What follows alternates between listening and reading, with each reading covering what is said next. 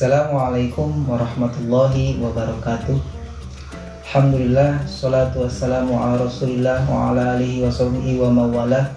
Asyhadu an la ilaha illallah wahdahu la syarikalah wa asyhadu anna muhammadan abduhu wa rasuluhu la nabiyya ba'dah. Rekan-rekan kita, pemirsa Cahaya Ramadan rahimahumullah, segala puji marilah kita panjatkan kehadirat Allah yang Maha Pengasih lagi Maha Penyayang, yang tak pernah pilih kasih juga tak pernah pandang sayang. Nikmatnya tak terbilang pagi dan siang, juga sore dan petang. Nikmat yang kita rasakan sampai saat ini adalah nikmat waktu. Allah Subhanahu wa Ta'ala masih memberikan waktu kepada kita sehingga kita bisa bertemu dengan bulan yang suci ini, bulan suci Ramadan.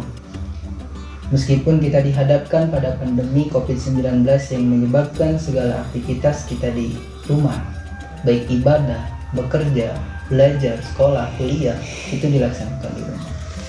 Tapi mudah-mudahan tidak menjadi halangan kita untuk memaksimalkan ibadah di bulan Ramadan. Dan tentunya ini harus ada manajemen waktu yang baik untuk bisa memaksimalkan ibadah tersebut. Rekan-rekan kita, pemirsa Cahaya Ramadan yang berbahagia, kita sering mendengar mengenai tentang waktu. Allah Subhanahu wa Ta'ala berfirman dan mensumpah tentang waktu.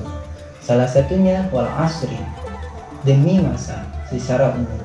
Ada juga wal laili, demi waktu malam, wan nahari, demi waktu siang, dan wad duha, demi waktu duha. Tentunya ini menjadi isyarat Allah Subhanahu wa Ta'ala mengingatkan kita akan pentingnya waktu. Kita diwajibkan untuk bisa menggunakan waktu sebaik mungkin agar kita termasuk orang yang beruntung.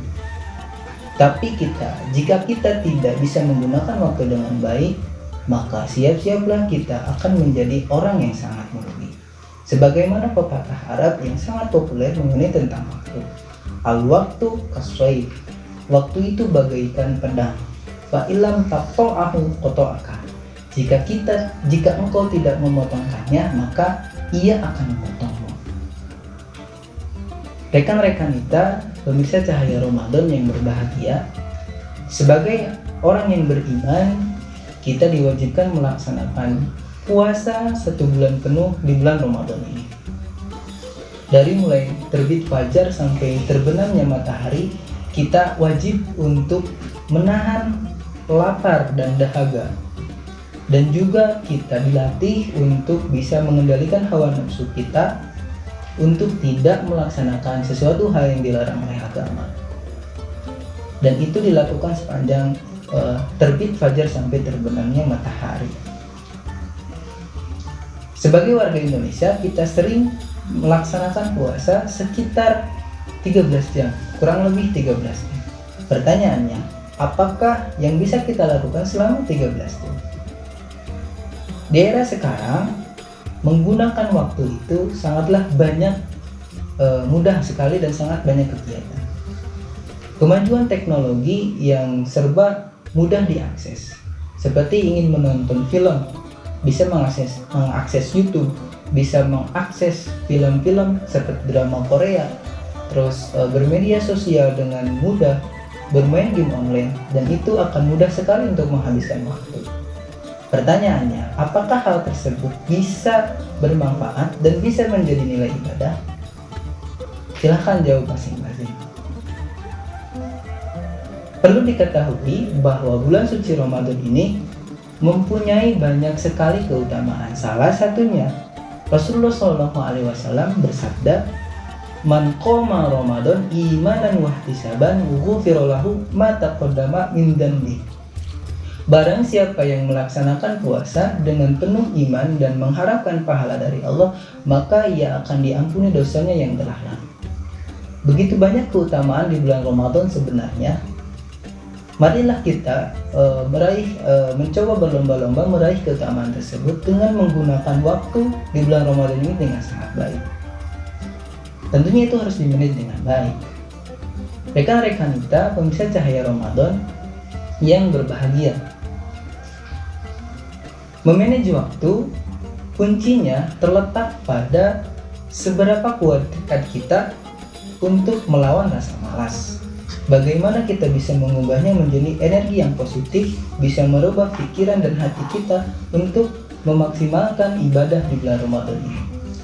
Nah, kira-kira saya ada 6 hal yang perlu diperhatikan untuk mengisi waktu di bulan Ramadan ini yang sering sekali digunakan atau disalahgunakan oleh orang yang melaksanakan puasa hari ini. Nah, kira-kira ada 6 waktu. Pertama adalah waktu sepertiga malam sampai menjelang sholat subuh. Nah, kebanyakan anak muda sekarang seperti kita banyak melaksanakan kegiatan malam itu dengan ngopi bareng, diskusi bareng, sampai melupakan waktu ibadah. Padahal banyak sekali keutamaan jika kita menghabiskan waktu malam itu dengan ibadah. Salah satunya kita bisa melaksanakan sholat tahajud, sholat malam, bahkan amalan-amalan yang lainnya, membaca Quran, dan banyak zikir. Keutamaannya sangat baik sekali, apalagi dilakukan di malam bulan suci Ramadan. Mudah-mudahan kita menemukan satu malam, yaitu malam Lailatul Qadar. Nah, juga kita sering melupakan mengenai waktu sahur. Kita sudah larut malam menggunakan malam dengan waktu begadang, kita lupa dan malas melakukan sahur.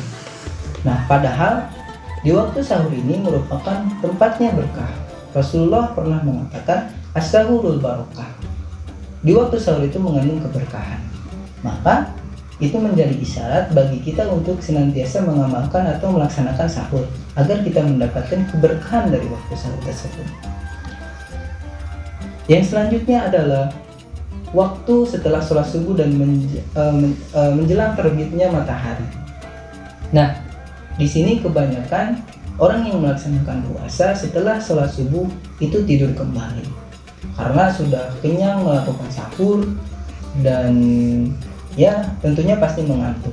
Nah, mengutip kata-kata Ibnu Qayyim bahwa tidur yang tidak disukai adalah tidurnya orang di antara waktu subuh dan terbitnya matahari.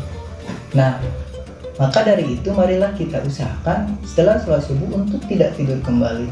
Mari kita perbanyak waktu kita untuk membaca Al-Quran, mengaji, berzikir, bersolawat, dan lain sebagainya agar kita mendapatkan keutamaan dari waktu tersebut, apalagi di bulan Ramadan. Oke, yang selanjutnya adalah waktu bekerja dan sekolah.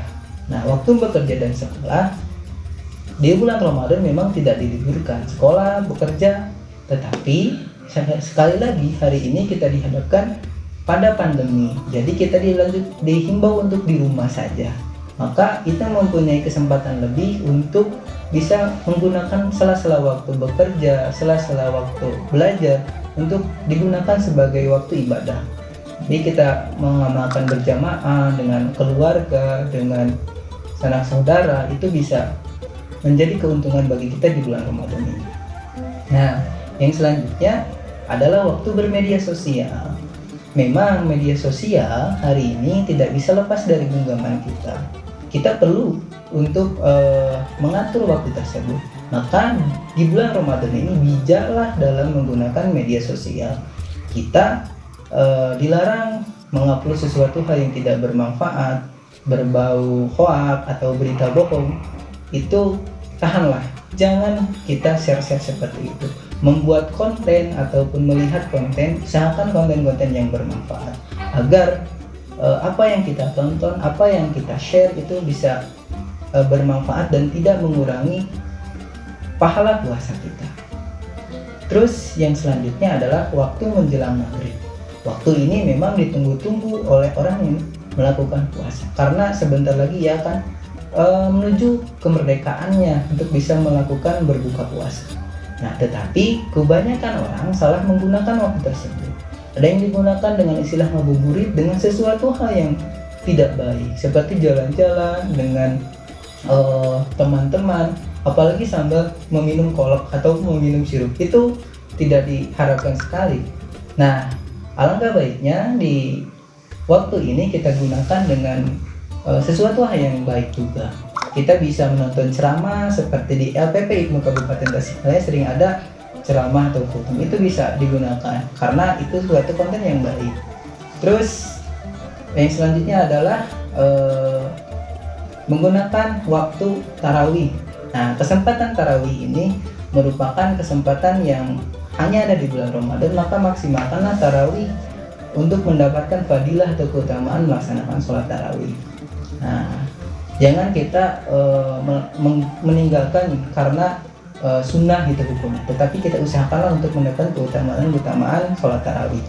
Nah, mungkin hanya itu yang dapat saya sampaikan. Pada hakikatnya kita mudah menghabiskan waktu, tetapi kita sulit untuk meraih kebermanfaatan dari waktu tersebut. Mungkin hanya itu yang dapat saya sampaikan. Wallahu muwaffiq ila aqwamit thoriq. Assalamualaikum warahmatullahi wabarakatuh.